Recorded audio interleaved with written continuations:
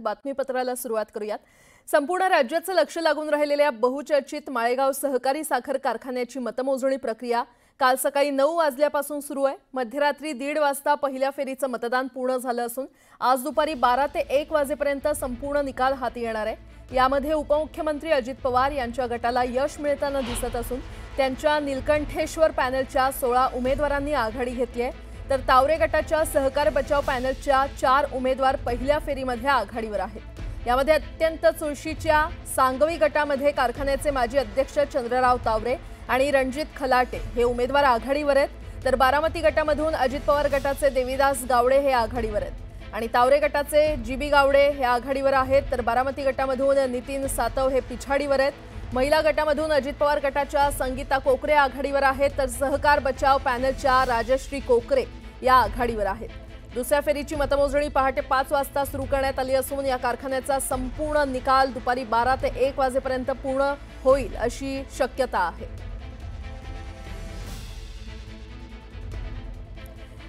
या संदर्भात अधिक माहिती देत आहेत आमचे प्रतिनिधी जितेंद्र जाधव आपल्यासोबत जोडले गेलेले आहेत। जितेंद्र, आतापर्यंत जी काही मतमोजणी झालेली आहे त्या संदर्भात तुमच्याकडून जाणूनच घेऊ, आमच्या प्रतिनिधींसोबत आपला संवाद प्रस्थापित करूच। मात्र या क्षणाची मोठी बातमी आपण पाहतोय, माळेगाव साखर कारखाना निवडणुकीत अजित पवार गटाचे उमेदवार सध्या आघाडीवर आहेत, त्यामुळे माळेगाववर आता कुणाची सत्ता असणार आहे हे आज दुपारपर्यंत चित्र स्पष्ट होईल। पुन्हा एकदा आमचे प्रतिनिधी जितेंद्र जाधव यांच्याकडून अधिकची माहिती घेऊयात। जितेंद्र, काल 9 वाजल्यापासून ही मतमोजणी सुरू झाली। सध्या अजित पवार गटाचे उमेदवार आघाडीवर असल्याचं कळतंय। दुपारपर्यंत चित्र स्पष्ट होईलच, मात्र सध्याचे काय अपडेट? प्रोजेक्ट एकंदरीत आपण बघितले की काल सकाळी 9 वाजता सुरू झालेली मतमोजणी रात्री 1:30 वाजेपर्यंत चालली होती आणि अजूनही चालूच आहे। दुपारी साधारणतः 1 वाजेपर्यंत हा निकाल स्पष्ट होईल। परंतु आता आपण बघितलंय की जे पहिले 3 गटाची मतमोजणी झाल्यानंतर आता बारामती असेल, निरावागज असेल, खंडच शिरवली हा गटाची मतमोजणी दुसऱ्या फेरीमध्ये होणार आहे आणि यामध्ये अजित पवारांना बहुतांशी यश मिळताना दिसत आहे। अजित पवार गटाचे सध्या 4 उमेदवार पिछाडीवर असले तरी बारामती गटातून त्यांना यश मिळणार असे दिसतंय। बरं जितेंद्र, धन्यवाद या सविस्तर माहितीसाठी। बातमीपत्रामध्ये आता पाहणार आहोत सकाळच्या महत्त्वाच्या 100 बातम्या अतिशय वेगवान स्वरूपात। सुरुवात करूयात। पहिली ते चौथी हिंदी भाषा शिकवण्याची गरज नाही असं मत उपमुख्यमंत्री अजित पवार यांनी व्यक्त केलं। प्राथमिक शाळेतील विद्यार्थ्यांवर हिंदीचा भार नको, 5वी पासून हिंदी असावी असं अजित पवार म्हणाले। देशभरात मराठीची सक्ती करणार का असा सवाल मराठा आंदोलक मनोज जरांगे पाटील यांनी राज्य सरकारला विचारलाय। हिंदी सक्ती केली तर संपूर्ण देशात मराठीची ही सक्ती केली पाहिजे अशी प्रतिक्रिया त्यांनी दिली आहे। सक्ती केली म्हणून भाषा बदलत नाही, किती सरकार येतील किती जातील भाषा टिकून राहते। मराठी भाषेबद्दल आम्हाला अभिमान आहे अशी प्रतिक्रिया अभिनेते सयाजी शिंदे यांनी दिली आहे। माळेगाव कारखान्यामध्ये पवार काका पुतण्यांची युती टळल्याची कबुली स्वतः अजित पवारांनीच दिल्यानं चर्चांना उधाण आलंय। निवडणुकीच्या काळात शरद पवारांच्या पॅनलसोबत युती करण्यासंदर्भात पवारांच्या पॅनलमधील शिवाजीराव जगताप यांच्यासोबत 2 ते 3 वेळा चर्चा झाल्याची कबुली अजित पवार यांनी दिली आहे। बच्चू कडू यांना मोठा दिलासा मिळालाय। अमरावती जिल्हा मध्यवर्ती सहकारी बँकेच्या अध्यक्षपदावरून बच्चू कडूंना अपात्र करण्यात आलं होतं। विभागीय सहनिबंधकाच्या या निर्णयाला नागपूर हायकोर्टानं स्थगिती दिली आहे आणि त्यामुळे बच्चू कडूंकडे जिल्हा बँकेचं अध्यक्षपद आणि संचालक पद कायम राहणार आहे। अमरावती जिल्हा मध्यवर्ती सहकारी बँकेसमोर उपाध्यक्ष अभिजित ढेपे आणि प्रहारच्या कार्यकर्त्यांनी फटाके फोडत जल्लोष केला। जिल्हा बँकेच्या अध्यक्षपदाबाबत बच्चू कडूंना दिलासा मिळाल्यामुळे कार्यकर्त्यांनी आनंद साजरा केला। दिल्लीमध्ये 29 जून आणि 30 जूनला महाराष्ट्र काँग्रेस पक्षाची बैठक होणार आहे। आगामी काळात महाराष्ट्र काँग्रेस पक्षात मोठे फेरबदल होणार आहेत। मुंबई महानगरपालिका निवडणुकीसंदर्भात तसंच महाराष्ट्रातील इतर स्थानिक स्वराज्य संस्थांच्या निवडणुकांसंदर्भात राजधानी दिल्लीमध्ये ही बैठक होणार आहे। स्थानिक स्वराज्य संस्थांच्या निवडणुकीसाठी काँग्रेसनं रणनीती आखलेली आहे। ऑगस्ट महिन्यात काँग्रेस राज्यात जनसंवाद यात्रा काढणार आहे। गावोगावी जाऊन सरकारचं अपयश जनतेला सांगितलं जाणार आहे।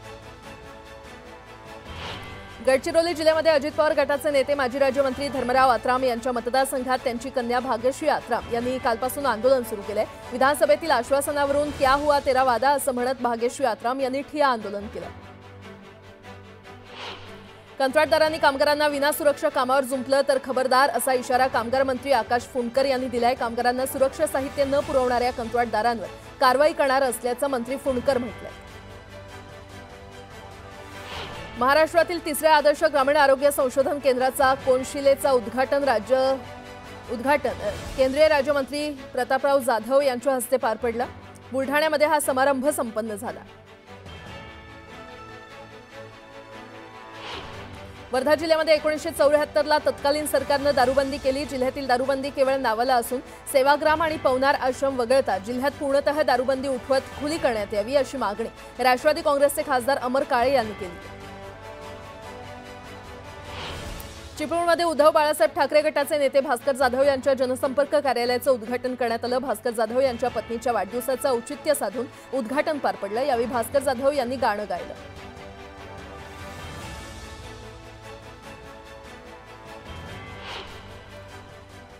आता एक मोठी बातमी, मशिदीवरील भोंग्यांच्या मुद्द्यावर अजित पवार यांनी आज बैठक बोलावलेली आहे। मुस्लिम समाजाचं शिष्टमंडळ या बैठकीला उपस्थित राहणार आहे।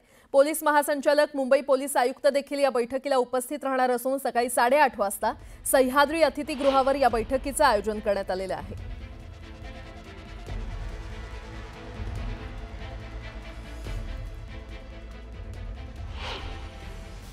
मंत्रालयात फक्त 20% कर्मचारीच उपस्थित असल्याचं वास्तव समोर आलेलं आहे। त्यामुळे मंत्रालयातील कारभारावर प्रश्नचिन्ह निर्माण झालंय। 20 जूनला 19,457 पैकी 3,795 कर्मचारीच मंत्रालयामध्ये उपस्थित होते। पत्रकार विक्रांत जोशी यांनी ही धक्कादायक माहिती समोर आणली आहे। मसाजोगचे सरपंच संतोष देशमुख प्रकरणाची पुढील सुनावणी 7 जुलै रोजी पार पडणार आहे। दरम्यान वाल्मिक कराडचा कटाचा सूत्रधार असून याबाबतचे पुरावे न्यायालयात सादर केले अशी माहिती वकील उज्ज्वल निकम यांनी दिली। नागपूर समृद्धी महामार्गावर अवघ्या 20 दिवसात खड्डे भरण्याची नामुष्की आलेली आहे आणि या महामार्गावर इगतपुरी ते आमणे दरम्यानच्या महामार्गावरील शहापूर तालुक्याच्या हद्दीत 20 दिवसात दोन्ही मार्गिकेवर खड्डे पडलेत। इगतपुरी ते आमणे या टप्प्याच्या कामावर 1,182 कोटी रुपये खर्च करण्यात आले।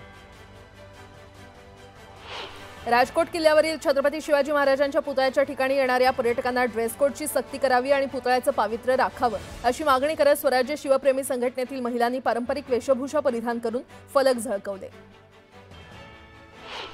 ठाणे जिल्ह्यातील मीरा भाईंदर शहरात 163 कुपोषित बालकं आढळून आलेली आहेत। यातील 9 मुलं अतितीव्र कुपोषित तर 152 मुलं ही मध्यम कुपोषित गटात असल्याची नोंद करण्यात आली आहे।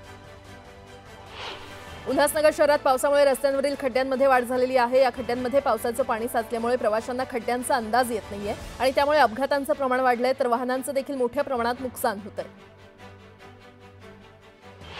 दिवा पाटील यांच्या स्मृतिदिनानिमित्त स्थानिक प्रकल्पग्रस्तांनी बाईक रॅली काढली। नवी मुंबई आंतरराष्ट्रीय विमानतळाला दिवा पाटील यांचं नाव देण्याची मागणी यावेळी स्थानिक प्रकल्पग्रस्तांनी केली। पनवेलमध्ये ताप, डोकेदुखी, सर्दी आणि खोकल्याच्या रुग्णसंख्येत वाढ झाली आहे। हा आजार थोडासा संसर्गजन्य असल्यानं घरात स्वच्छता आणि गर्दीमध्ये जाणे टाळण्याच्या सूचना पालिकेच्या आरोग्य खात्यानं दिल्यात। नागरिकांच्या सोयीसाठी महापालिकेनं रविवारी सुद्धा नागरी आरोग्य केंद्र सुरू ठेवलेले आहे। पिंपरी चिंचवडमध्ये डेंग्यू, मलेरिया आणि चिकनगुनियासारखे आजार रोखण्यासाठी पालिकेनं 11,41,663 ठिकाणांची तपासणी केली। त्यापैकी 7,167 ठिकाणी डास उत्पत्तीसाठी पोषक वातावरण असल्याचं आढळून आलं। त्यातील 1,292 जणांना नोटीस बजावण्यात आल्या।